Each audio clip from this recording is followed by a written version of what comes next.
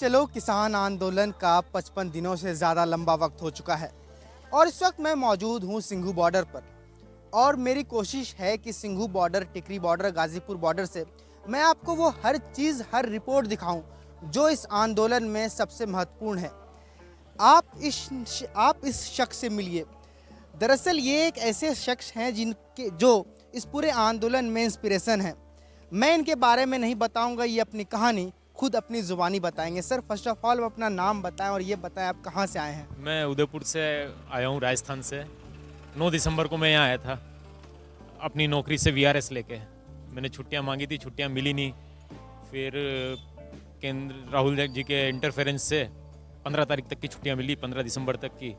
और सालों को हमें वापस जाना था, हम नहीं गए। हमारा वीआरएस वहाँ पे पेंडिंग पड़ा है। वॉलंटियर रिटायरमेंट का लेटर वहाँ हमने दे रखा है राजस्थान गवर्नमेंट को, और हम अभी 26 तक जाने का कोई विचार नहीं रखते हैं। वीआरएस दे के आप इस आंदोलन में आ गए, नौकरी को खतरे में डालकर। इसके पीछे सर क्या आपकी क्या सोच रही है? देखिए, मैं तो यहाँ पहले तो इलाज करने के हिसाब से आया था, फिर बाद में अब सरकार का इलाज करने में लग गए हैं। अब मैं किसानों के साथ शामिल हो गया हूँ। तो मैं जब आया था 5-6 दिन के हिसाब से दवाएं लेके अपने हिसाब से यहाँ आया था, लेकिन जब मैंने यहाँ जो माहौल देखा और जिस तरह के लोगों का सेवा भाव देखा, तो मेरे को लगने लगा कि मैं तो यहाँ से भी मुझे बहुत कुछ सीखना है। और सीखने की प्रक्रिया में मैं यहाँ जुड़ गया, और फिर अब किसानों के मुद्दों से जुड़ गया, और अब मैं बिल्कुल इनको अपने जैसा ही समझने लग गया हूँ। तो मैं तो अब इस आंदोलन से जुड़ चुका हूँ। नौकरी तो अब जाए तो जाए, नौकरी जाए तो जाए, किसानों का सेवा करना जरूरी है। सर, आप ये बताएं कि जो तीनों कानून लाए गए हैं, ये किसानों के लिए आप कितना खतरनाक आप देख रहे हैं? हजारों की तादाद पे किसान पिछले 55 दिनों से यहाँ पे डटे हुए हैं।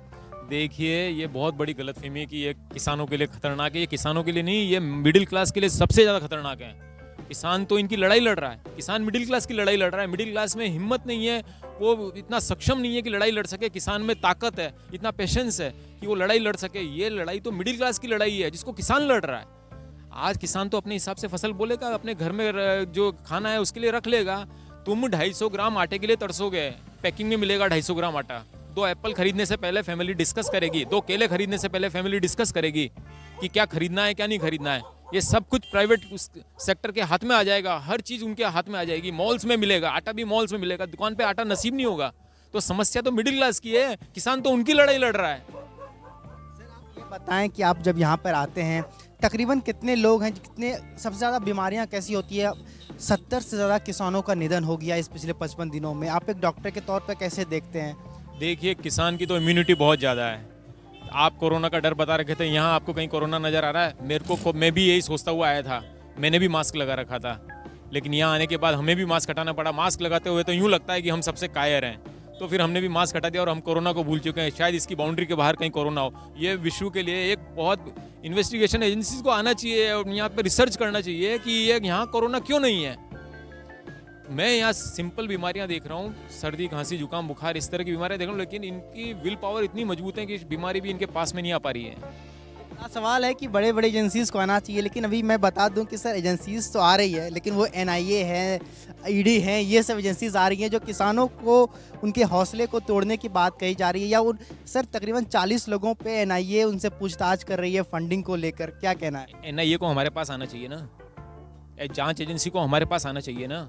हम तो न्यूट्रल आदमी हैं, हम राजस्थान से यहाँ आके सड़क पे बैठे हैं, हमें तो कोई आतंकवादी नहीं आया आज तक नज़र। हमें तो चाइना ने पाकिस्तान ने दवाइयाँ नहीं भेजी। साधारण आदमी 500 रुपये की, 1000 रुपये की दवाई ला के दे के जा रहा है थैले में बंद करके। कोई किस तरह से खालसा एड वाला एक आदमी आता है, वो हमसे पूछता है कि मैं हिंदू हूँ या किस जाति का हूँ। वो आता है, डॉक्टर साहब किस चीज़ की ज़रूरत है, ये कूपन ले लीजिए, दवाई ले लीजिए।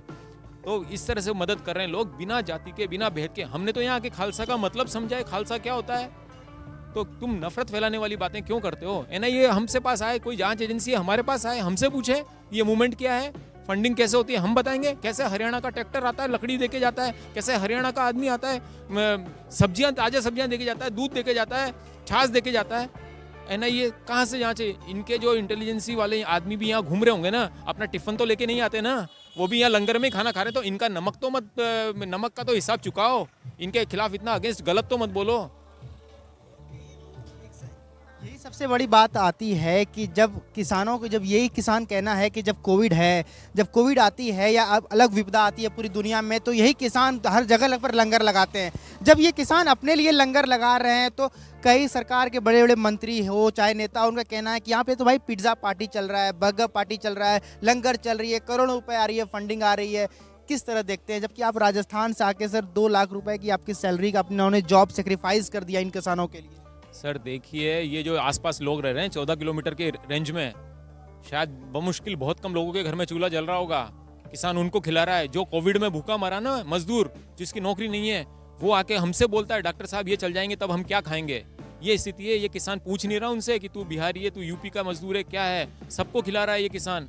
इसकी क्या तुलना कर दो। ये हुजूर साहब का यहाँ पास में लंगर है, वो 6 महीने से चालू था। ये नांदेड़ में वहाँ लंगर चल, महाराष्ट्र में लंगर चला रहे थे, उस समय तो इन्होंने नहीं पूछा ये सिखों को खिला रहा है या हिंदू को खिला रहा है। ऐसी भेदभाव की बातें किसान आंदोलन में क्यों की जा रही है। सर आप ये बताएं कि आप कैसे कैसे, 1 मिनट में कैमरा में से रिक्वेस्ट करूंगा कि अंदर का दिखाएं। यहाँ पे ये लोग सारी दवाएं रखे हैं, यहीं पर ये सर यहीं पर सोते हैं आप। ये मैं 6 दिसंबर से इसी में सो रहा हूँ। आज ये 1.5 महीना होने वाला है, इसी में सोता हूँ, इसी में रहता हूँ।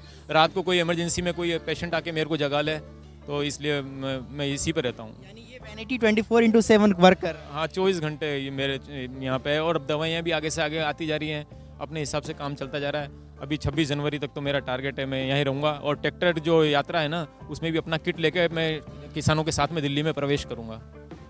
रैली में भी ये किसानों के साथ किट लेके प्रवेश करेंगे ताकि किसानों के बीच अगर कोई तकलीफ हो तो वहाँ पर भी इनका इलाज हो सके। सर आखिरी सवाल पूछ रहा हूँ कि 26 जनवरी को लेकर कोर्ट में भी ये बात कही गई है और सरकार के बड़े बड़े नेता भी ये बात कह रहे हैं कि अगर किसान दिल्ली की ओर कूच करते हैं तो हो सकते हैं कुछ ऐसे उपद्रव हो, कोई ऐसी हिंसक घटना हो जाए जिससे इस पूरे एक राष्ट्रीय पर्व पर कोई आंच आ जाए। देखिए, हिंसक घटना किसान नहीं करेगा। कल पुलिस के इतने बड़े ऑफिसर यहाँ अंदर घूम के गए, किसी ने उनके साथ कोई बदतमीजी करी? इतने लाखों लोग के बीच में एक पुलिस का इतना बड़ा अधिकारी आराम से आके गया है, हमसे विश करके गया है, हमसे बात करके गया है। किसी ने उनसे बदतमीजी किया, बदसलूकी किया? ये लोग ऐसे नहीं है।